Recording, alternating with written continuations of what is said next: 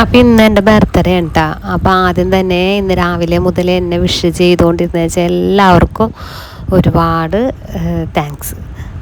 എന്തായാലും എൻ്റെ ബർത്ത്ഡേ കണ്ടു കഴിഞ്ഞപ്പോൾ ഒരുപാട് പേര് വിഷസൊക്കെ എനിക്ക് യൂട്യൂബിലൂടെയൊക്കെ വന്നിട്ടാണ്. അപ്പോൾ ഒത്തിരി ഒത്തിരി താങ്ക്സ്.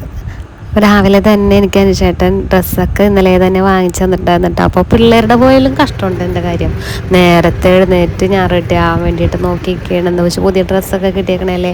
അപ്പോൾ ചുമന്ന ഡ്രസ്സ് ഞാൻ വാങ്ങിച്ചു തന്നേക്കണത് ഡിസംബർ മാസമല്ല. അപ്പോൾ കാരോളിനൊക്കെ പോകാൻ പറ്റിയ ഡ്രസ്സാണെന്ന് പറഞ്ഞുകൊണ്ട് ഒരു ചുമന്ന ഫ്രോക്ക് പോലത്തെ ഒരു ഉടുപ്പാണ് എനിക്ക് വാങ്ങിച്ച് തന്നേക്കണത്. എന്തായാലും ഇനിയിപ്പോൾ കാരോളിന് പോകാൻ ചുമന്ന ഡ്രസ്സ് അന്വേഷിച്ച് നടക്കണ്ട. അപ്പോൾ ഡ്രസ്സൊക്കെ കിട്ടിയ സന്തോഷത്തിനൊക്കെ ഭയങ്കര ഹാപ്പി ആയിട്ട് ഓഫീസിൽ വന്നപ്പോൾ എന്നെ എല്ലാവരൊക്കെ കളിയാക്കിയിട്ട് ആ പപ്പാനിയായിട്ട് വന്നേക്കണമെന്നൊക്കെ പറഞ്ഞു. അപ്പോൾ എല്ലാ ബർത്ത്ഡേ ആണെന്ന് പറഞ്ഞു കഴിഞ്ഞപ്പോൾ പിന്നെ ഓഫീസിൽ മൊത്തം അറിഞ്ഞ് ബർത്ത്ഡേ ആണെന്നുള്ള കാര്യം.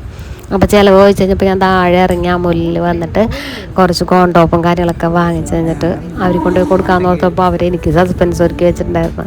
ചെറിയൊരു കേക്കൊക്കെ വാങ്ങിച്ച് കൊണ്ടുവന്ന് എന്നെ കൊണ്ട് കട്ട് ചെയ്യിച്ച് ഒരു ചുരിദാറും ഗിഫ്റ്റായിട്ട് തന്ന്. ഞാൻ ഒട്ടും പ്രതീക്ഷിച്ചില്ലെന്ന് പറഞ്ഞാൽ ഒട്ടും പ്രതീക്ഷിച്ചില്ല കേട്ടോ. സാധാരണ ഒരു ദിവസം പോലെ തന്നെ ഇന്ന് കഴിഞ്ഞു പോകുമെന്നാണ് ഞാൻ ഓർത്തിച്ചത്. രാവിലെ എഴുന്നേറ്റ് ഒരു പുതിയ ഡ്രസ്സ് കിട്ടി അതിൻ്റെ ഒരു സന്തോഷം മാത്രമേ ഉണ്ടായിരുന്നുള്ളൂ. അപ്പോൾ ഞാനിങ്ങനെ അതുമാത്രം മനസ്സിൽ കണ്ടുള്ളൂ. ഞാനിങ്ങനെ ഒരു കേക്ക് കട്ടിക്കൊന്നും കാര്യം ഞാൻ ഒട്ടും പ്രതീക്ഷിച്ചതല്ല കേട്ടോ. അപ്പം ചേർന്ന് ഒട്ടും പ്രതീക്ഷിക്കാത്തൊരു കേക്ക് കട്ടിങ്ങും കാര്യങ്ങളൊക്കെ അങ്ങനെ രാവിലെ തന്നെ കഴിഞ്ഞ്.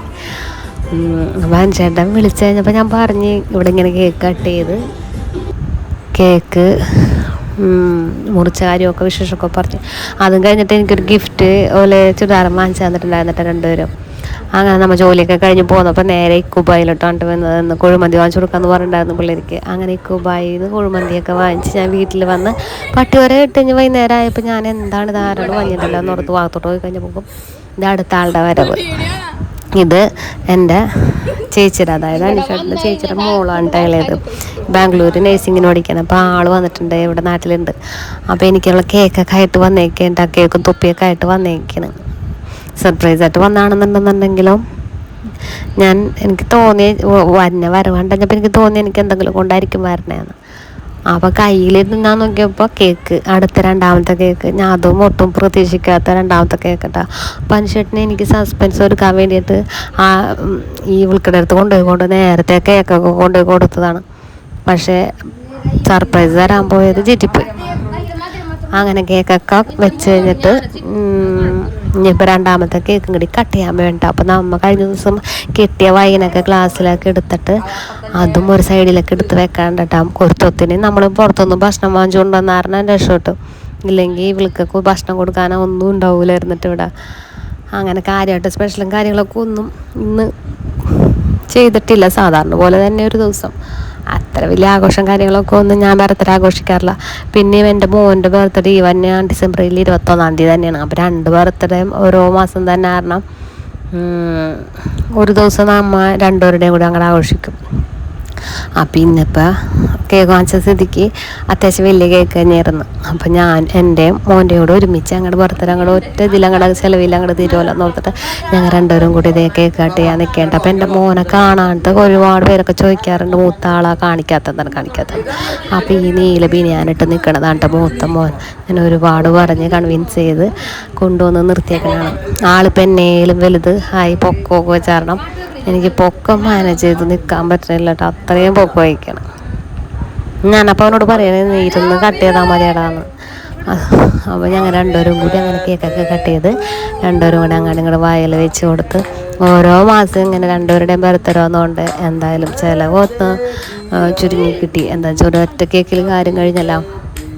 അങ്ങനെ ഞങ്ങൾ രണ്ടുപേരും കൂടി അൺഎക്സ്പെക്റ്റഡായിട്ട് അടുത്ത രണ്ടാമത്തെ കേക്കും അങ്ങനെ ഇന്ന് ഞാൻ മുറിച്ചിട്ട് ഞാൻ ഒട്ടും പ്രതീക്ഷിച്ചാൽ ഇന്ന് എനിക്ക് കേക്കൊന്നും വേണ്ടട്ടെ, കേക്ക് ഉറപ്പിക്കാനൊന്നും വേണ്ട, ഇത്രയും പ്രായമായിട്ട് കേക്ക് മുറിച്ചുകൊണ്ടിരിക്കുന്നതിനാന്നൊക്കെ ഞാൻ പറഞ്ഞുകൊണ്ടിരിക്കുന്നത്.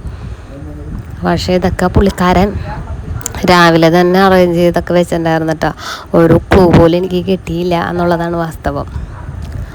അപ്പം ശരിക്കും അത് അൺഎക്സ്പെക്റ്റഡ് തന്നെയായിരുന്നു. അങ്ങനെ കേക്കൊക്കെ കട്ട് ചെയ്ത്. പക്ഷേ എനിക്ക് എൻ്റെ വിഷമം എന്താണെന്ന് വെച്ച് കഴിഞ്ഞാൽ ഈ കേക്ക് കട്ട് ചെയ്യണ കാശുണ്ടായിരുന്നുണ്ടെന്നുണ്ടെങ്കിൽ നമുക്ക് വേറെ എന്തെങ്കിലും ചെയ്യാമായിരുന്നു എന്നുള്ളതാണ് എൻ്റെ ഉള്ളിലത്തെ ചിന്ത മുഴുവൻ കേക്ക് കട്ട് ചെയ്യുമ്പോഴും.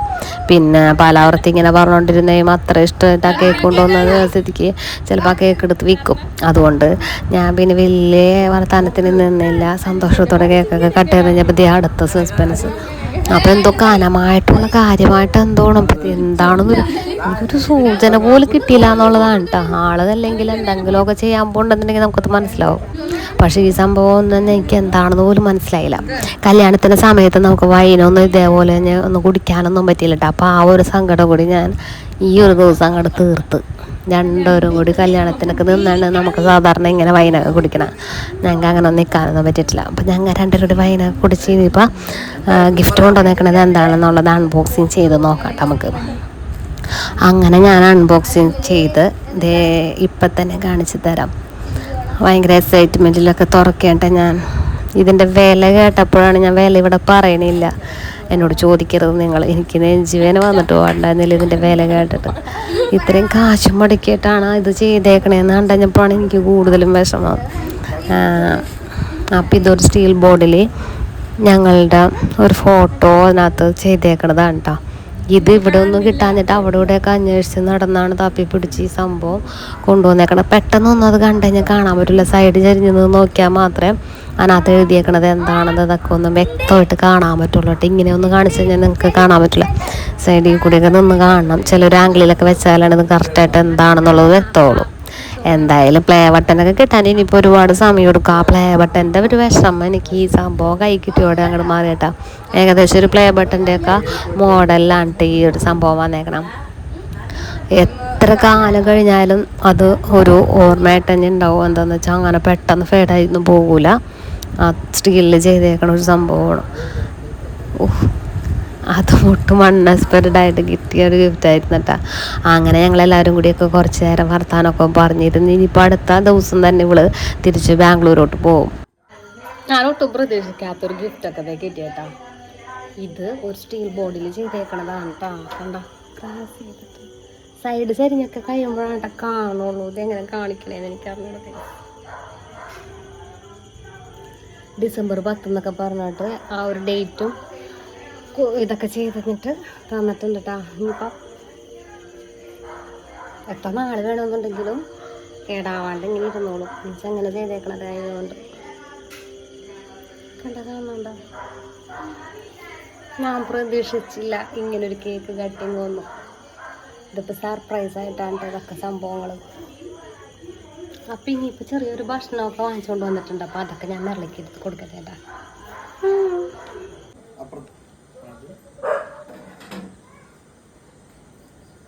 Location change.